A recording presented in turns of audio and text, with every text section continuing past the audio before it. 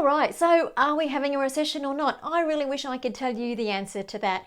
What I will say is things are looking a little shaky. We've got Brexit, we've got global trade wars. Things aren't looking as nice as they should, and history would tell us we're sort of getting due for something to happen. And if you listen to the public commentators, they are starting to say some things that starting to, let us know that we might be in for some signs of trouble. So I think really it's not a matter of if, it's when, and regardless of whether or not something happens soon, as a responsible business owner, somebody who's trying to grow a business and sustain it for the long term, you need to be always preparing yourself for a downturn anyway. So let's talk a bit about that.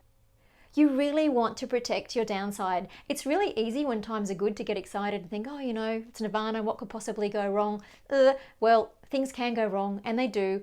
And if you're not ready, it'll really hit you by surprise. And look, let's be real about it for a minute. It can cost you your house, your business, your lifestyle that you're wanting, and that's not what we want. So let's get serious about what you can do to make sure that you're not vulnerable. Well, really, the two things are, clearly, we want cash in and less cash out. And there's a few main levers that you can pull to do that. The big three costs in a business are usually marketing and advertising, salary costs, and rent for most recruitment agencies. Now yours may look a little bit different to that, I don't know. But I'd be looking at the biggest costs in your business and really understanding what those dollars in are bringing you by way of dollars out. So let's firstly have a look at marketing and advertising. When I speak to recruitment agency owners, they can tell me exactly, how many interviews they've got out, what, their ratios, those sorts of things on people going out for interviews, jobs they've filled that month, that kind of thing. Where things get a bit sketchy is when we start to talk about marketing and advertising and the dollars that are going in or the pounds that are going in to bring a result. It sort of sometimes can just feel like this money pit where money just keeps going in and the results on the other side are, not so sure. So first thing is have a look at what you're spending on marketing and advertising, what's working, what's not. For God's sake, stop doing what's not working. Or if you can improve it to get better results, that's another option as well. And also start to think about what you can use now. There are so many new ways to drive new business. And when people sit there cold calling these, it's time intensive, it's costing you a lot of money. In fact, on that point, you absolutely have to factor in the time cost as well. We want your marketing and advertising to bring you the biggest result for the least amount of time and the least amount of dollars. So the best way to do that is to start to drive one-to-many marketing. Start to try to get inbound leads and measure it. Only do what works, ditch what doesn't. And really give immense value to your clients. It's one thing sort of saying our service is great. We've been around for, if you add up all our consultants here, we've been around for 60 years, etc., etc. Until your clients have experienced how good you are and want you to be there for them as a business partner on an ongoing basis, it doesn't matter what you say on your website. But once they've felt it, they've worked with you and they like you, they will keep using you. So we want to go one to many, find the people that you really want to work with, and then just deliver them loads and loads of value. And if things do tighten up, and they do have some jobs, because clearly there are still some jobs in a downturn, then they will use you. The second thing is your employees, and this is a hard one because we care about people. We don't want to do the wrong thing by our employees. But if you've got performers who are kind of in that middle ground that aren't doing so well, not doing that badly, but not doing so well, and you're not quite sure what to do, you need to seriously look at whether you can increase their performance. Because again, if the market turns down, obviously their performance is going to go down. So think carefully about that.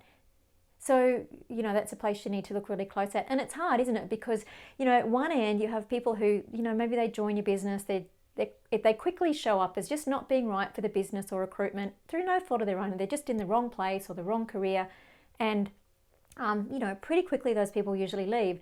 The high performers, no brainer, we want them in our business. But sometimes it's the people who are kind of borderline struggling, not doing as well as you want them to. It's hard. Are they going to improve? Are they going to respond to training? Or really do they need to go? Now, I can't tell you the answer to that. You need to obviously look at your own team and make those decisions yourself. But if I was running a recruitment agency still today, I'd be looking very, very closely at the performance, knowing that, you know, what might be around the corner might be a bit troublesome for them. And then, of course, the third big cost usually is rent. Now, you might be locked into agreements, you may not, you may be working from home, I don't know, but normally it's another big operational cost. So look at, you know, that's normally the three big ones: advertising and marketing, staff, and rent. You may have other big costs in your business that if you can, you know, squeeze some of it down, that's going to stop some of the cash coming out the door, which is what we want.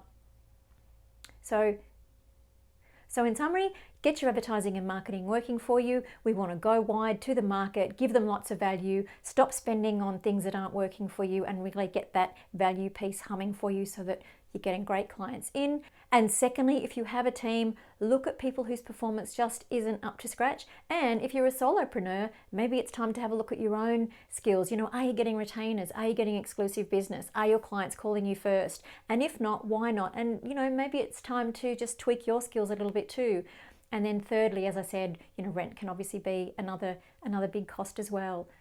So I promise you, if you have a business that is strong enough to put cash reserves away, you will be one of the few. I remember last time, you know, 2008, 2009, when the world went into a meltdown last time, lots of our competitors just disappeared overnight, really quickly.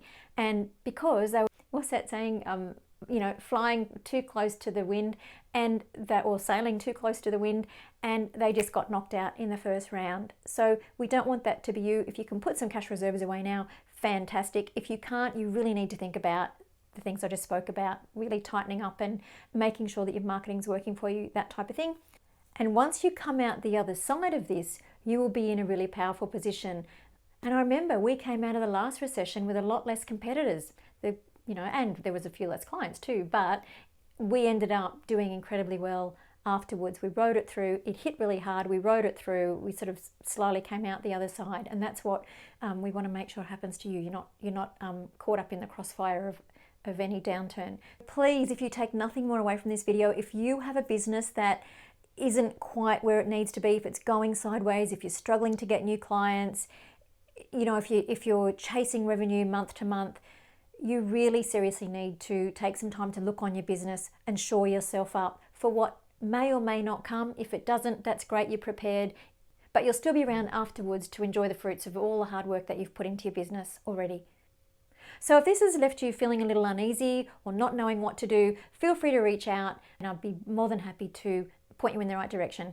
So yeah, look, you know, this is just part of life, part of business. I'm not saying this to shock you or worry you.